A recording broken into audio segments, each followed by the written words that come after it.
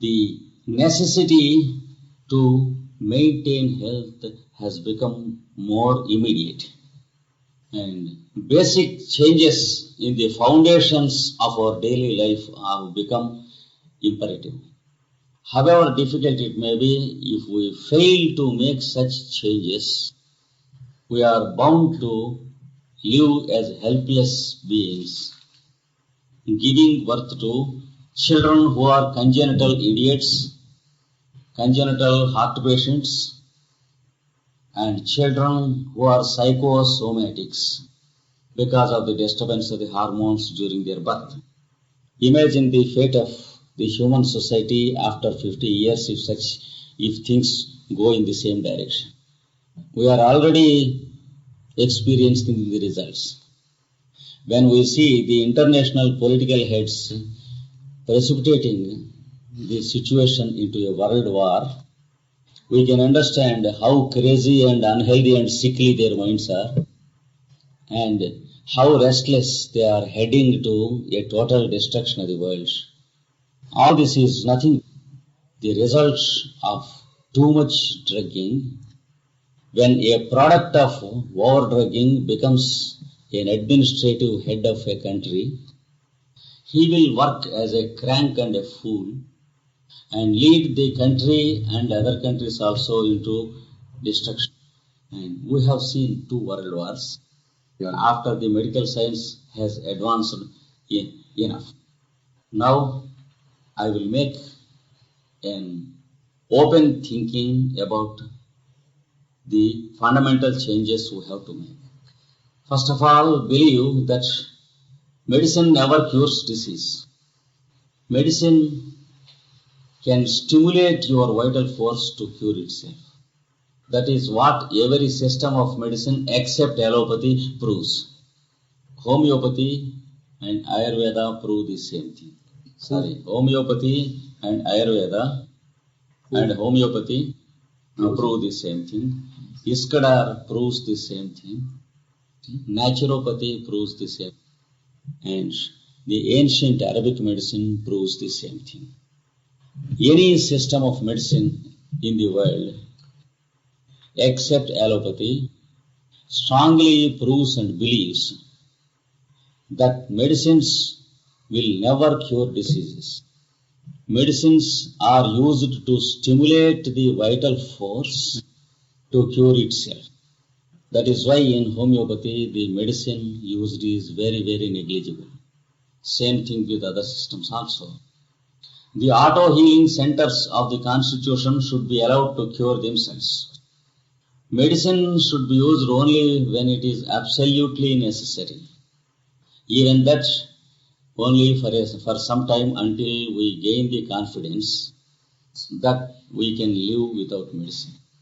And there are some medicines to which we are addicted, many of us, and that suddenly we cannot cut them off. For example, the sleeping pills, the stress medicines, tranquilizers, and all such dirty medicines which contain nothing but narcotics.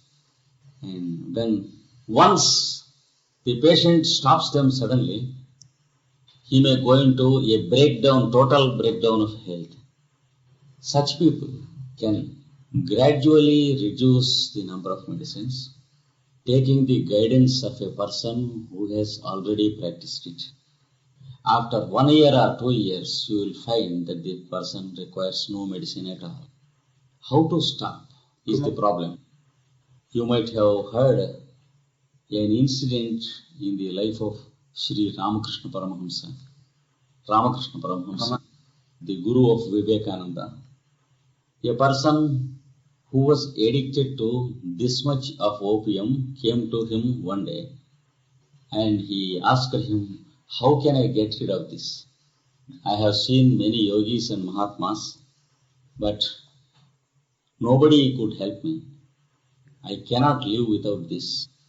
My nerves will pull away if I do not take the opium daily."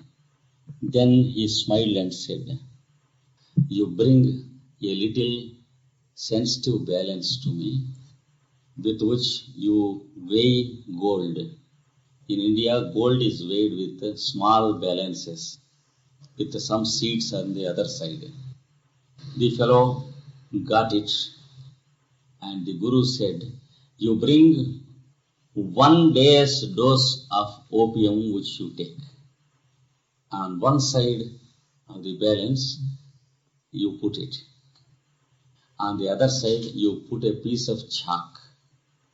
Make the chalk equal in weight with the opium you take for 1 day.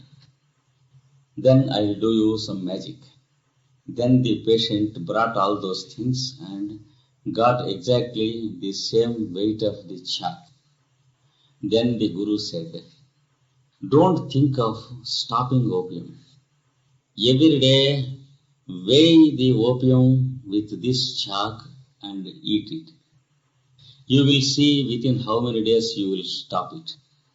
Have a black background of wall in your kitchen. Every day make a mark with your chalk upon the wall so that you may count the number of days." The fellow began to do it, and he was every day drawing with the chalk a mark on the wall.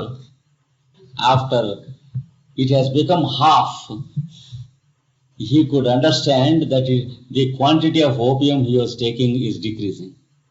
Then he was very much encouraged with the idea, and he continued it, and he finally has drawn the last speck of chalk on the wall and came to Paramahamsa and said, "It is gone."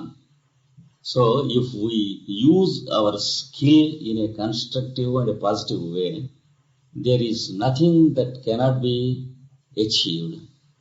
And skill in achieving things is yoga. That is the definition, one of the definitions of yoga in the Bhagavad Gita.